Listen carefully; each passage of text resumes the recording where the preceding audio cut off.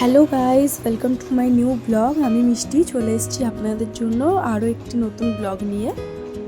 এই যে দেখতেই পাচ্ছেন, আমি একটু ঘরদোরগুলো পরিষ্কার করছিলাম, সব ফার্নিচারগুলো একটু একটু মুছে নিচ্ছিলাম, এখানে এসিটাও একটু মুছে নিচ্ছিলাম। আর এই যে দেখুন, আমার মেয়ে গোটা বিছানায় মুড়ি ফেলে কি করেছে। ওর জন্য আমার দুদিন ছাড়া ছাড়াই বিছানার চাদর চেঞ্জ করতে হয়। তো আমি মনে করি ঘরের মধ্যে যদি বিছানাটা সুন্দর পরিপাটিভাবে গোছানো থাকে তাহলে যেন গোটা ঘরটাই মানে এলোমেলো কম মনে হয়, গোছানো গোছানো মনে হয়। আর এই তো এখানে একটু বিছানাটা ঝেড়ে নিচ্ছিলাম। আজ নতুন একটা বিছানার চাদর পাতবো। বেসিক্যালি আমার একটু সাদা ধরনের চাদর পাততেই ভাল লাগে, কিন্তু দেখতেই তো পেলেন আপনারা আমার মেয়ে যা দুষ্টু, তাই জন্য এইবার একটু ডিপ কালার দেখে আর কি নতুন বেডশিটটা নিয়েছি।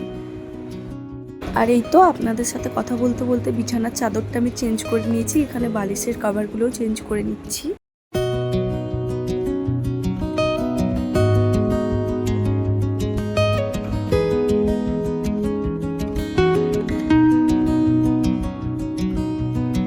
আর এই তো আপনারা দেখতেই পাচ্ছেন কিছুক্ষণ আগে বিছানাটা কিরকম ছিল আর এখন বিছানাটা কত সুন্দর পরিপাটি লাগছে। আর এই যে আমার মেয়ে কুকু খুব দুষ্টুমি করছিল, ওকে বললাম এসো মাম্মাম তোমাকে আমি ডাইপারটা পরিয়ে দিই। ডাইপারটা পরানোর পর একটু চুলটাও আঁচড়ে দিলাম, আর ওই এই দেখুন কেমন দুষ্টুমি করে বেড়াচ্ছে এখানে।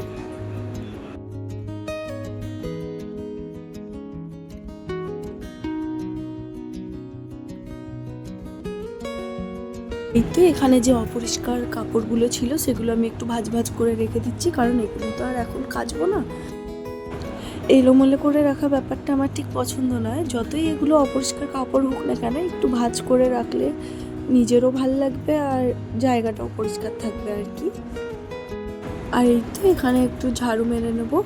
আর আজকের ব্লগটা এই পর্যন্তই। আপনাদের যদি আমার ব্লগটি ভালো লেগে থাকে তাহলে একটি লাইক কমেন্ট শেয়ার করে দেবেন।